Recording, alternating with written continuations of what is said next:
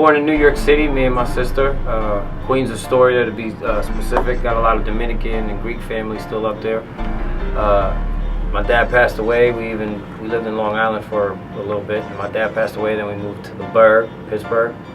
That's where I went to high school, graduated, ended up going to a little business school. That's where my radio career started. I got an internship at the radio station Whammo.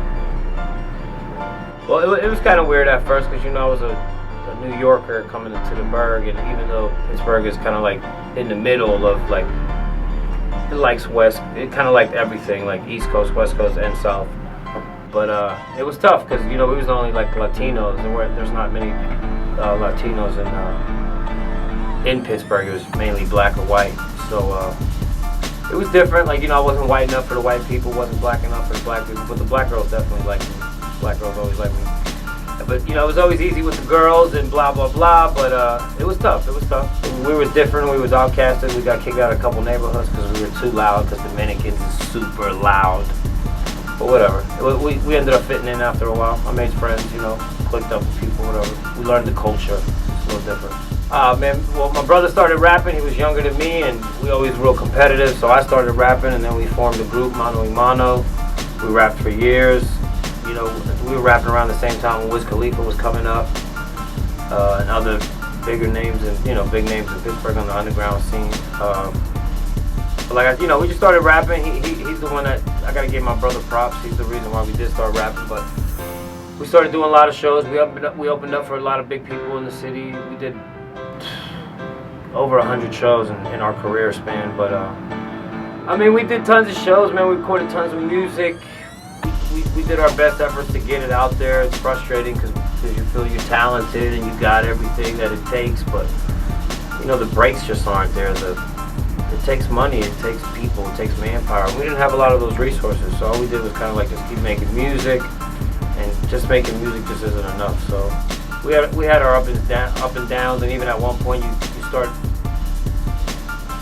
It's very easy to like sell out as far as like, you know, whatever you are in the beginning, you tend to maybe start gearing it differently when you record music because you're trying to make that hit, you're trying to get on, so you go into the studio. Instead of going into the studio like we used to about loving the beat and being so excited about recording the song and couldn't wait to hear it, it was more like, oh man, we gotta make a hit, we gotta get on, and it just sucks the fun out of recording music and being a real artist. So that's some of the advice, that's the advice I give to a lot of rappers, like don't be desperate, because being desperate will make you do things you don't want to do, like changing who you are as a person, or your music, or your creativeness. So we had a tough road. My brother still raps. He's still one of the dopest MCs I know. Still records music, and I do it every once in a while. Still love to do it. I can do it at any time, like when a beat comes on. The art of rapping is something I'll always be able to do. I just don't chase it anymore because I know the effort it takes to get on. And I can't put forth that effort in radio, as a rapper, as, you know, taking care of the fam and all that other stuff. It's too much. It's too much. But shout out to the CW, because I'm on TV now. I got an associate's degree in business. Like I said, we performed for a couple of the school events, and my internship placement teacher was like, why don't you try a radio station? So I interned at the radio station, and then eventually I ended up getting hired when my internship was over as just the clerical assistant, typing, filing, khaki, button-ups, you know, that's just the same old monotonous, get up every day type thing. But the whole time I was trying to push my music, you know, me and my brother always try to come up with schemes or whatever to get into the show. So I used Whammo, the radio station that I worked at, a lot in my career. Like, it helped me perform and open up for a lot of big acts and meet people and blah, blah, blah. But eventually, the program director at the radio station kept telling me I was working in the wrong department and I should be on air because I was born to do it. But I used to just brush him off like, man, I don't want to do that shit. Just play my single. But, you know, opportunity came where I had to record once, where I had to talk on air once on a Saturday, and they asked me if I was interested. I did it. I did it well. They let me keep the Saturdays for a little bit. And then eventually the program director got the program directing FM job where I worked at. And the first thing he did was offer me the full night show time gig at WAMO.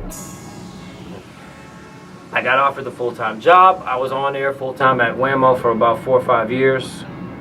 I had the night show for like #1 night show in the market for like 3 years in a row. I did my thing. And then one day they sold the company, and we all got fired, and we all started looking for work. I was one of the only cats who kept it going, as far as like, you know, I kept looking for work. I almost gave up on it though, because radio's tough. I'm looking for work, about a year and a half unemployment I'm collecting. It was about to run out. I sent my resume out to like 80 different radio stations though, man. I sent my resume out everywhere. Then I got an offer here in Dallas. I got a phone call and I came, checked it out. I did a Sunday night. I flew down here and did a Sunday night on there, and then I went back home and they offered me the job, and I had to sign paperwork and all that good stuff. So here I am, Dallas, Texas, 97.9 The Beat. You know, it's the South. You get the South has its own culture and their own sound and their own music that they grew up to. The music that I grew up listening to is not the music that people in the South grew up listening to. Maybe a small percentage of hip-hop heads or people who tend to like the East Coast type rap more, but it's different. You know, the culture's different. People are nicer. I do believe that. People are more courteous here in the South. It's less hustle and bustle. It's more relaxed. It's more about being comfortable than being rich. They enjoy the small things in life a little bit better, I think so. You don't need as much to impress people. But don't get me wrong, there's a lot of money down there. It's not like they're broke. There's money down there. But it's just different. The lifestyle's different. But I'm getting used to it. It's cool already. Hopefully still on the radio, if you know, because I want to grow and progress as a radio personality. I'm not going to obviously be the night show guy, but I still might be. You never know. Funk Master Flex been holding down a night show for a long time. He did it. So, or I'm, you know, morning show, or eventually move up on TV. Again, I've said this once, I've said this before. I do not let being successful consume my life 24/7. I don't focus on it all the time. I don't. There's more to life than just being more successful. So I like to have my free time, and you might call me and be like, Kruz, what you doing? You hustling? You grab me like, nope, I'm watching TV, son. Chilling. At the end of the day, if you lost this job, would you still pursue getting another job as an on-air personality? Hell yeah, I'm too good. Are you serious? I gotta be on somebody's radio station. Cruising. I tell people have a backup plan, but at the same time, having a backup plan is like not believing in yourself 100%. So it's kind of like a double-edged sword. But you know, at the end of the day, everybody's not meant to make it, and you might not make it. So you can sacrifice all your life, you know, tons of years. You can sacrifice years of your life trying to make it. You don't go to school, you don't do this, you just keep pushing, trying to make it, and then you don't make it because you might think you hot, and the group of people that you hang out with might think you're hot. Your grandma and your mom tell you you're good, but when you put your music out there, people don't care about it. Well, I can't make people like your music, and if you keep putting it out there and it doesn't catch on, obviously there's just something about it that's not going to catch on. So I would tell my children, you know, give it your all, go for it. But yeah, if it's their passion, go for it. I say, you know, it's better to live to fail than to live with regret. So at least go for it, and you know you fail. At least you know you went for it. You don't have that regret.